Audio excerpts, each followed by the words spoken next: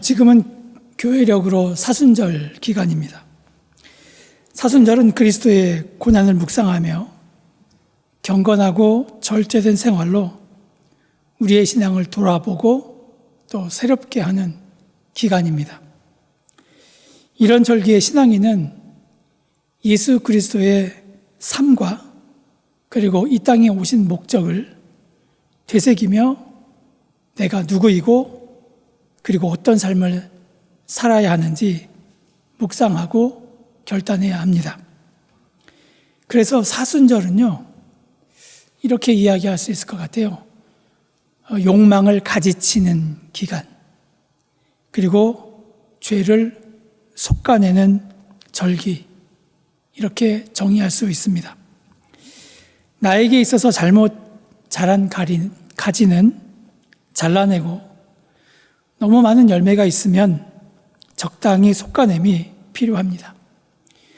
오늘 말씀이 저와 여러분에게 신앙의 가지치기가 되는 말씀, 그리고 이 죄를 솎아내는, 욕망을 솎아내는 그런 말씀이 되기를 소원합니다. 오늘 본문에서 예수께서는 앞으로 십자가에서 받을 고난을 말씀하셨습니다. 그리고 예수께서는 이미 자신이 받을 고난을 두 차례나 언급하셨고 오늘 말씀이 세 번째 말씀입니다. 이 성경에서 3이라는 숫자는 완전 숫자거든요. 성부, 성자, 성령을 가르치면서 완전 숫자인데 세 번째 순환 예고를 하셨다는 것은 무엇입니까?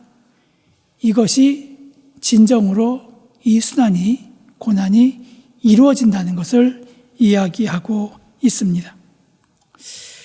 그런데 예수께서 세 번째 순환 예고를 하시자 20절에 보면 그때에 하면서 예수께서 순환 예고를 하신 때에 세베대의 아들 어머니가 두 아들을 주의 나라에서 한 사람은 오른편에 한 사람은 왼편에 앉혀달라고 로비하는 모습이 나타납니다. 그러자 주님과 함께 십자가를 지겠다는 제자는 한 명도 없고요. 모두가 나도 그 자리 차지하겠다. 심지어는 더 높은 자리를 달라고 흥분하면서 다투는 추태를 보이고 있습니다.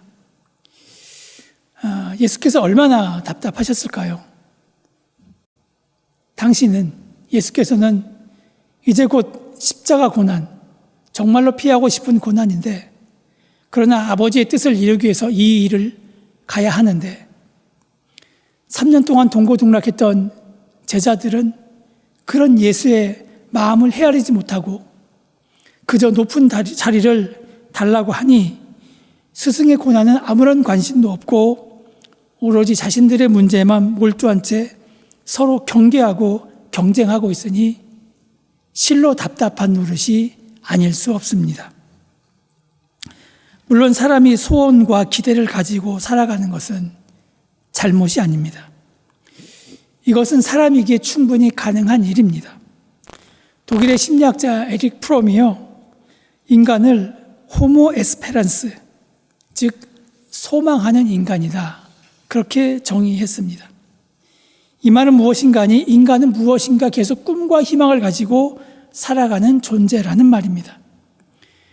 그렇다면 이 시대를 살아가고 있는 사람들에게, 현대인에게 가장 큰 욕망을 불러일으키는 관심사가 무엇일까요? 미국의 영성신학의 아주 저명한 한 사람이라고 할 수 있는 리차드 포스터는 그의 책 돈, 섹스, 권력에서 이것들만큼 인간 현실 속에서 커다란 축복이나 저주를 가져다주는 힘을 가지고 있는 것은 없다, 그렇게 이야기를 했습니다. 그러면서 우리의 건강한 신앙생활을 위해서는 이런 문제들의 부정적인 면과 긍정적인 면을 잘 파악하여서 이것들이 오용되거나 남용되지 않고 도리어 이것을 잘 지배해서 선용해야 한다, 그렇게 주장하고 있습니다. 세베대의 아들의 어머니인 살로메 역시 자신의 소원 그리고 자식에 대한 기대가 있었습니다. 이런 마음 자체가 문제다, 그렇게 이야기할 수는 없죠. 그런데 20절에 보면 그때에, 아까도 말씀드렸지만 그때라고 해서는 예수께서 이제 순환을 말씀하신 그때입니다. 이제 예수께 아이들을 데리고 와서 절하면서 무엇을 구했다고 그렇게 말씀하고 있습니다. 세베대 아들의 어머니가 아들들을 대신해서 예수께 무엇인가 청탁을 하는데요. 그래도 양심은 있었는지 자신 있게 큰 소리로 부탁을 하지 못했습니다. 그러니까 예수께서 무엇을 원하느냐 구체적으로 분명히 말하라고 하십니다. 그러자 21절에서 이르되 나의 이 두 아들을 주의 나라에서 하나는 주의 우편에 하나는 주의 좌편에 앉게 명하소서, 이렇게 털어놓습니다. 여기서 말하는 두 아들은 바로 야고보와 요한인데, 우리가 그 12제자 할 때 베드로, 안드레, 야고보, 요한 할 때 그 야고보와 요한입니다. 아마 자식을 둔 여자라면 이 모친의 심정과 별반 다를 것이 없을 것입니다. 어느 어머니가 자기 자식의 잘 되는 문제를 초월하면서 살아갈 수 있겠습니까? 부모에게 있어서 이것은 가장 큰 욕망이라고 이야기할 수 있고, 어쩌면 이 욕망은 남자보다 여자가 더 강하다고 이야기할 수 있습니다. 왜냐하면 여자에게 자식은 자신의 몸에서 자신의 고통을 수반하면서 낳은 분신이기 때문에 그렇습니다. 여기서 야고보와 요한의 어머니의 잘못은요, 첫 번째는 예수를 생각하지 않고 자기 자식들만 생각한 것에 있습니다. 예수께서 십자가에서 고난을 받을 것을 말씀하셨는데, 야고보와 요한의 어머니는 나의 두 아들을 하나는 주의 우편에 하나는 주의 좌편에 앉게 명하소서, 오직 제 자식들을 높은 자리에 앉게 해달라는 이기적인 소원을 아뢰고 있습니다. 물론 아까 말씀드렸다시피 어머니가 자식을 위하는 것은 당연하지만 지금 예수는 십자가 고난을 말씀하고 있는데, 그 자리에서도 오직 자기 자식의 출세만 생각하고 있습니다. 두 번째는요, 다른 제자들은 생각하지 않고 오로지 자기 자식만 생각한다는 것입니다. 야고보와 요한의 어머니의 말을 들은 나머지 10명의 제자들이 분이 여겼다, 그렇게 이야기를 하고 있습니다. 다른 제자들은 모두 제쳐놓고 오직 제 자식들만 제일 높은 자리에 앉게 해달라고 청탁한 이 어머니의 소원은요, 제자들 사이에서 질투심과 시기를 유발하였습니다. 잘못하면 이 공동체가 아무것도 아닌 일 하나 때문에 깨지고 만다는 것이죠. 밖에서 어떤 큰 탄압이 온 것도 아니에요. 어떤 큰 시험이 온 것도 아닙니다. 말 한마디 때문에 3년 동안 동고동락했던 그 공동체가 와해될 지경에 처하게 되었습니다. 세 번째는요, 해야 할 일은 생각하지 않고 높아질 것만 생각한 것입니다. 살로메가 예수께 구했던 것은 주의 나라에서 주님의 우편 좌편 이 자리였습니다. 예수께서 만왕의 왕이 되신 것은요, 그 능력에 있지 않습니다. 오히려 종의 모습까지 낮아지시고 십자가에 죽기까지 복종하신 그 희생으로 된 것인데, 살로메는 자기 자식들이 치러야 할 희생과 순종은 생각하지 않고 오직 높은 자리에만 앉기를 소원하고 있습니다. 그런데 오늘 본문에서 말하는 주의 나라, 과연 어떤 나라입니까? 살로메가 생각한 주의 나라는요, 우리가 생각하는 천국과는 다릅니다. 당시 유대인들이 기다렸던 주의 나라는 메시아가 오심으로 말미암아 그 유대 민족이 세계 중심에 서는 그런 강력한 나라를 말하였습니다. 살로메 역시 그런 강력한 나라를 기대하고 그 나라가 세워지게 되면 자기 아들들을 임금의 좌우편에 앉게 해달라는 것이었습니다. 한마디로 말해서 주님의 나라에서 임금님, 주님을 제외하고 가장 강력한 자리에 앉겠다는 것입니다. 그러니까 우리가 이것을 1인 지하, 만인 지상 그런 자리라고 이야기하는데 살로몬은 바로 우리 아들들이 이런 자리에 앉기 원합니다. 이야기했다는 것이죠. 그러나 예수께서 말씀하시는 주의 나라는요, 결코 이런 나라가 아닙니다. 예수께서 말씀하시는 주의 나라는 이사야 11장에 이미 성취되었고 예언되었습니다. 자, 보시겠습니다. 그가 여호와를 경외함으로 즐거움을 삼을 것이며 그의 눈에 보이는 대로 심판하지 아니하며 그의 귀에 들리는 대로 판단하지 아니하며 공의로 가난한 자를 심판하며 정직으로 세상의 겸손한 자를 판단할 것이며 그의 입에 막대기로 세상을 치며 그 입술의 기운으로 악인을 죽일 것이며 공의로 그의 허리띠를 삼으며 성실로 그의 몸에 띠를 삼으리라. 그때 이리가 어린 양과 함께 살며 표범이 어린 염소와 함께 누우며 송아지와 어린 사자와 살찐 짐승이 함께 있어 어린아이에게 끌리며 암소와 곰이 함께 먹으며 그것들의 새끼가 함께 엎드리며 사자가 소처럼 풀을 먹을 것이며 젖 먹는 아이가 독사의 구멍에서 장난하며 젖된 어린아이가 독사의 굴에 손을 넣을 것이라. 내 거룩한 산 모든 곳에서 해됨도 없고 상함도 없을 것이니 이는 물이 바다를 덮음같이 여호와라는 지식이 세상에 충만할 것임이라. 이렇게 이야기하고 있습니다. 자, 여기에 보면요, 일단 공의와 정의가 실현되는 세상, 그리고 해함도 상함도 없는 세상, 그런 세상을 이야기하고 있습니다. 그러나 제자들은 예수를 따라다니면서 이런 나라에 대해서 이미 많이 들었지만 그들의 관심은, 그들의 시선은 세상에 가 있었습니다. 그러다 보니까 누가 높은 자리에 오를 것인가 문제로 서로 치열한 신경전을 벌였고 서로 분을 내기까지 한 것입니다. 제자들의 이런 모습을 보면요, 우리의 현실을 보는 것과 같습니다. 제자들이 다른 사람을 돌아보는 마음 없이 세상 영광에 관심을 쏟았던 것처럼 우리의 삶 또한 다른 사람은 어떻게 되든 상관없고 오로지 자신과 자기 가족만을 신경 쓰며 살아가고 있습니다. 한국 사회에 이런 문제가 더 크게 벌어지고 있는 것 같습니다.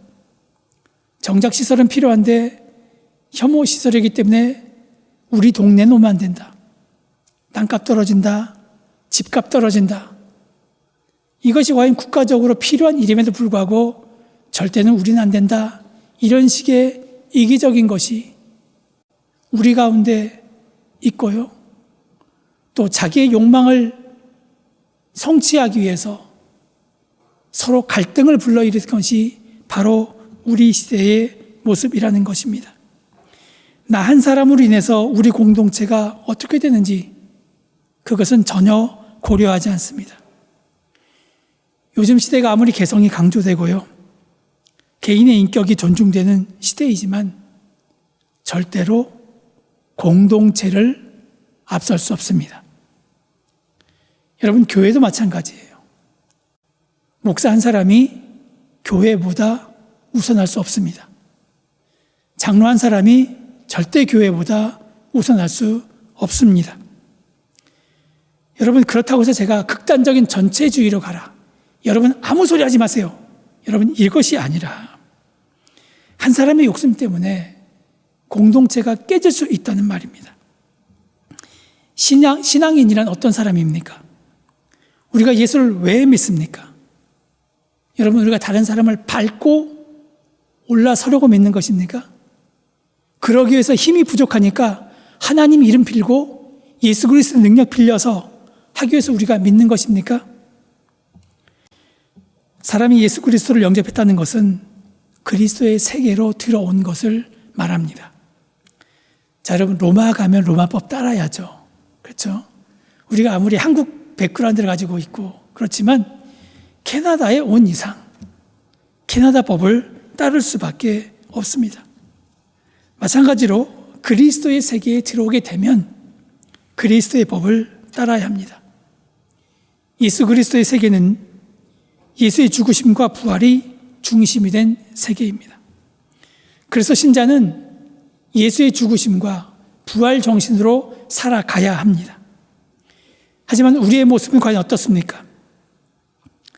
자식의 입신양명을 위하여 공동체가 깨지는 것을 감수하며 모든 것을 바치는 어머니처럼 우리는 예수의 죽으심, 부활, 이것은 저 뒤로 제쳐놓고 오로지 세상에만 가 있는 것 아닙니까? 만약 신자가 이러한 생각을 가지고 살아간다면 그 사람은 예수를 따른다는 것이 무엇인지, 예수의 죽으심이 어떤 의미가 있는 것인지 전혀 알지 못할 뿐더러 관심조차 없음을 그대로 보여주는 것입니다. 그래서 신자는 예수를 믿는다는 것이 무엇인지 그것을 분명히 알고 여기에 관심을 두어야 하고, 사순절에 제가 가지치기, 솎아내기 이렇게 말씀드린 것처럼 우리 모습 가운데 이런 모습이 있다면 사순절에는 경건된 생활, 절제된 생활, 예수 그리스도를 바라보면서 내 모습 가운데 이런 삐뚤어진 모습, 덧자란 모습, 많이 있는 모습이 있다면 그 보는 것들을 정리해야 하는 기간입니다. 지금 12명의 제자들의 관심은 다른 사람보다 더 크고 높은 자리에 오르는 것에 있습니다. 다른 사람을 제치고 더 높은 자리에 올라가는 것을 성공이라고 그렇게 생각하고 있습니다.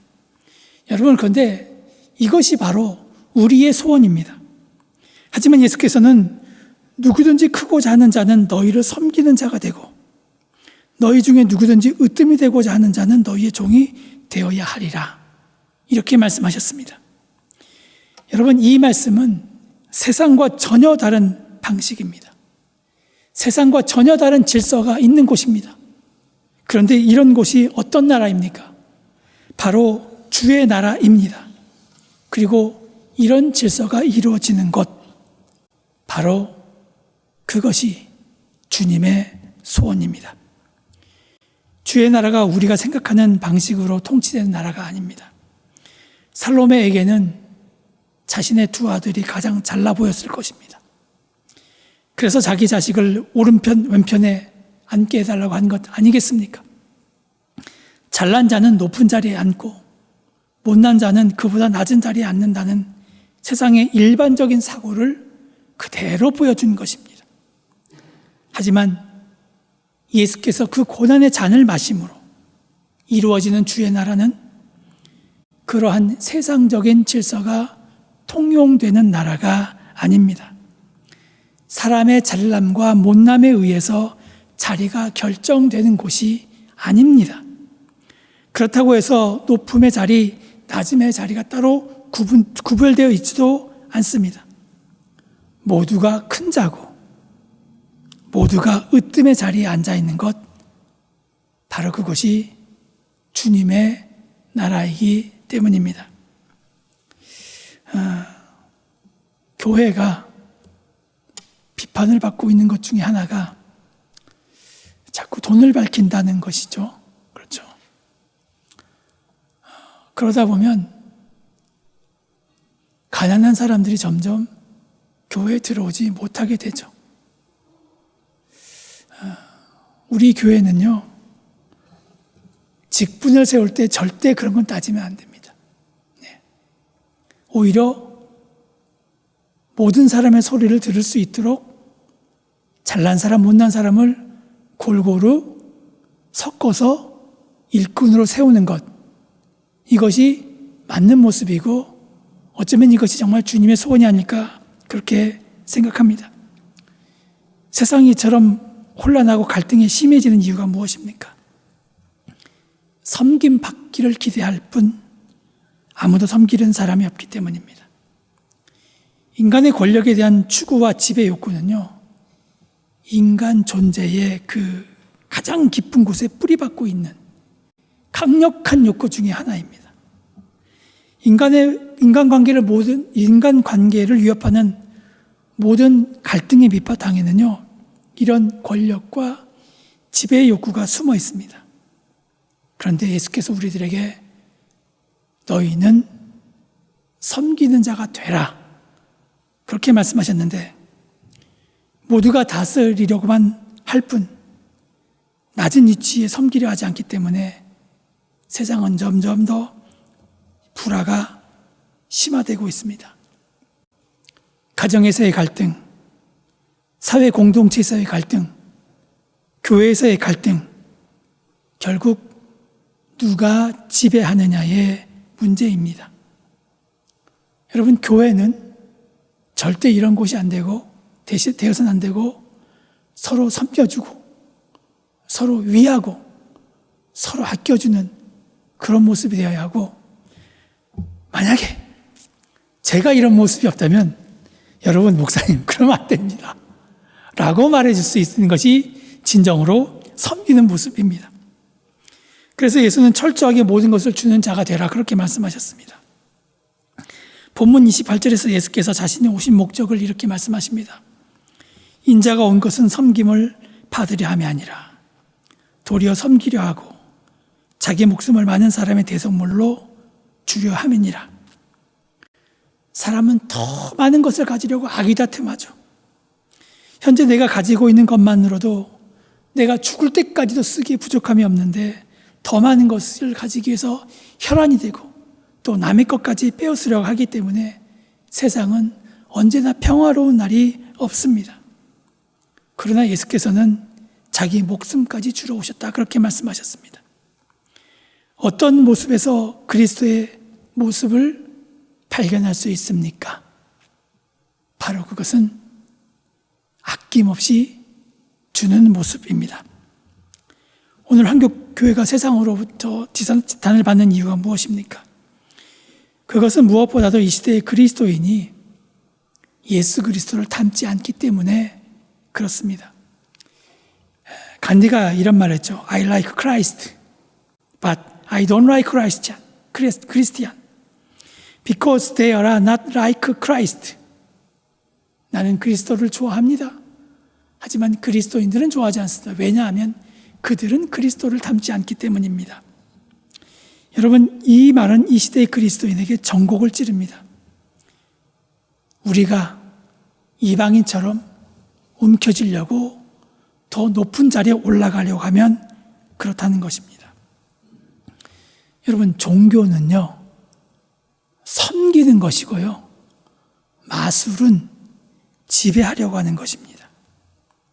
더 많은 것을 소유하고 높아져서 힘만 과시하려고 하면 종교가 아니라 마술로 타락하고 맙니다. 우리가 참된 그리스도의 모습을 회복하지 못하면 맛이른 소금이 되어 버려서 사람들의 발에 짓밟히고 말 것입니다. 프랑스 사람들에게 가장 존경받는 사람이 바로 피에르 신부입니다. 이분이 단순한 기쁨이란 그 비망록에서 자신의 경험담 하나를 소개하고 있습니다. 한 청년이 자살 직전에 이 피에르 신부님을 찾아와서 자살할 것이다, 그렇게 이야기하고 그 이유를 쭉 설명합니다. 가정의 문제, 경제의 파탄, 사회적 지위 등등 모든 상황이 자기는 죽을 수밖에 없다는 것이죠. 자세히 설명하고 신부님이 그 이야기를 다 듣고 나서 깊은 동정과 함께 이렇게 말씀하셨습니다. 나라도 자살하겠습니다. 충분히 자살할 이유가 됩니다. 자살해야겠죠? 이렇게 말씀하고, 근데 죽기 전에 나를 좀 도와주고 죽으면 안 되겠냐? 이렇게 물었습니다. 이 사람도 어차피 죽을 건데 당신이 그렇게 부탁하니 내가 도와주고 그렇게 해서 생을 마감하지요. 이런 합의로 신부님의 요청을 수락해서요, 집 없는 불쌍한 사람을 위해서 집 짓는 일을 옆에서 돕게 되었습니다. 한참 시간이 지나서 이 사람이 이렇게 고백합니다. 신부님께서 내게 돈을 주었든지 내가 살 수 있는 집을 지어 주었든지 무엇을 베풀었다면 나는 끝내 자살했을 것입니다. 그러나 신부님은 내게 아무것도 주지 않았습니다. 오히려 도움을 요청했습니다. 그래서 신부님과 같이 내가 일하고 섬기면서 이제 나는 살아야 할 이유를 충분히 찾았습니다. 이제 나는 어떻게 하는 것이 행복이라는 것을 알게 되었습니다. 이렇게 이야기하더라는 것입니다. 사람은 이 예화를 통해서 알 수 있는 것은 섬김을 통해서 존재의 이유와 보람을 찾을 수 있습니다. 자, 우리의 소원이 무엇입니까? 건강입니까? 재물입니까? 권세입니까? 다 좋습니다. 그러나 우리가 먼저 섬기는 자가 될 때 여기에 참된 행복이 있습니다. 신자는 예수 그리스도의 세계에 들어가서 사는 존재입니다. 아까도 말씀드렸죠? 로마에 가면 로마법을 따라야 된다고. 예수 그리스도의 세계에 들어가면 예수 법을 따라야 합니다. 그렇다면 주님의 소원만 있을 뿐 우리의 소원은 없습니다. 주님의 소원만 있을 뿐입니다. 오늘 말씀은 그 주님의 소원을 우리들에게 전하고 있습니다. 하나님의 소원을 이루기 위해 자신의 목숨까지 내어주신 주님의 모습을 본받으며 이제는 그 주님의 소원을 이루기 위해서 사순절 남은 기간 동안 힘과 정성을 다하는 저와 여러분이 되시기를 간절히 축원합니다. 기도하겠습니다.